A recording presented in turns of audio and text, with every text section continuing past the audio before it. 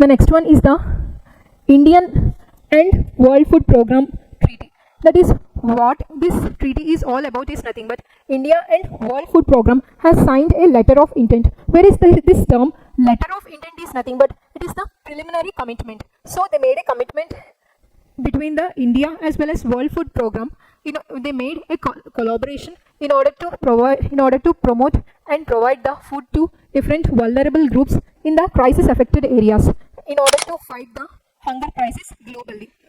So according to this context, in this collaboration between the India and World Food Program, in order to provide food to the hunger crisis areas and the hunger affected areas, the main theme is that India has told to provide the rice fortification, that is the fortified rice. That is, India will give fortified rice to World Food Organization.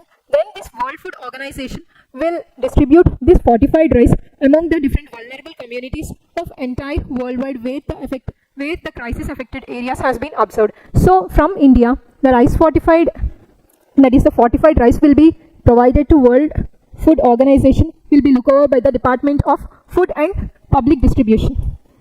So Department of Food and Public Distribution is mainly plays a key part in promoting from Indian point of sight. So in this context, let's understand more about the rice fortification and also rice fortification scheme and the National Food Security Scheme. So in this context, what do you mean by the term the rice fortification? Here the term rice fortification is nothing but the rice will be mixed with different minerals and vitamins in order to improve the nutritional status of rice. That means, for example, iodine. The iodine will be iodine or the iodine salts and different vitamins and minerals will be mixed with the rice in order to improve the nutritional efficiency. Whereas this rice fortification is a scheme which is followed in India under Pradhan Mantri Garib Kalyan Anna Yojana. So under this particular Yojana, this scheme will be implemented. So whereas under this particular rice fortification scheme, the target beneficiaries include the targeted public distribution system as well as that of integrated child development schemes as well as that of PM Poshan. So these are the three categories who are covered under the rice fortification scheme. So if we see the National Food Security Act 2013, this National Food Security Act 2013 has been brought by the Government of India in order to provide accessibility of food to different rural as well as urban areas, that is the urban people, in a subsidized rates. That is, under this National Food Security Act 2013, the food grains will be provided at a subsidized cost, that is 3 rupees for 1 kg of rice, whereas that of 2 rupees for 1 kg of wheat as well as 1 rupee for 1 kg of coarse grains.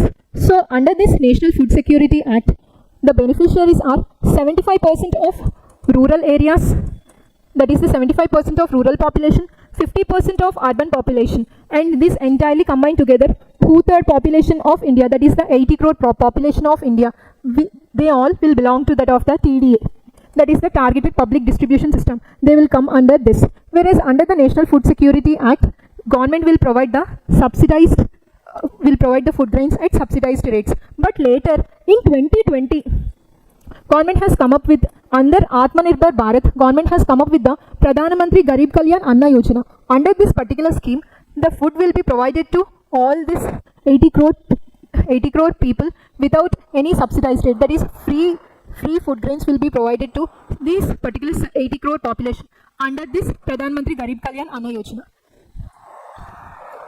So if we see about the World Food Program, which is a program which has been launched by the United Nations General Assembly as well as Food and Agriculture Organization in 1961, whereas the headquarters of this organization is in Rome, Italy, and it includes the 160 plus countries, and it is the world's largest humanitarian agency, and this program is mainly responsible for providing the humanitarian aid, that is the food to different crisis affected areas.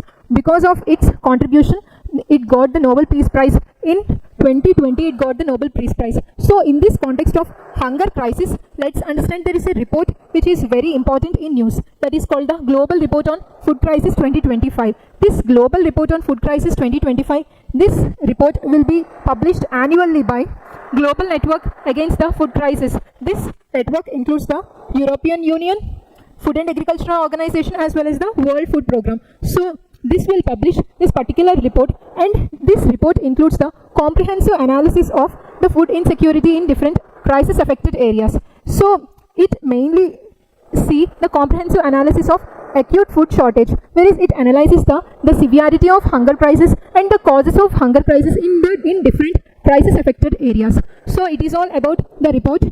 This is the network which will publish the global report on food crisis. So as we see, what does the term hunger crisis actually talks about? The term hunger crisis is nothing but when the hunger levels of that particular population exceeds the country's capacity, then we'll call it as the hunger crisis. So in order to tackle that, in order to combat the global crisis, the government of India as well as World Food Program has signed a letter of intent in order to distribute the fortified rice to different crisis affected areas. And in this context, India is like to utilize its position of agri surplus, that is in order to promote its agriculture surplusity of India globally.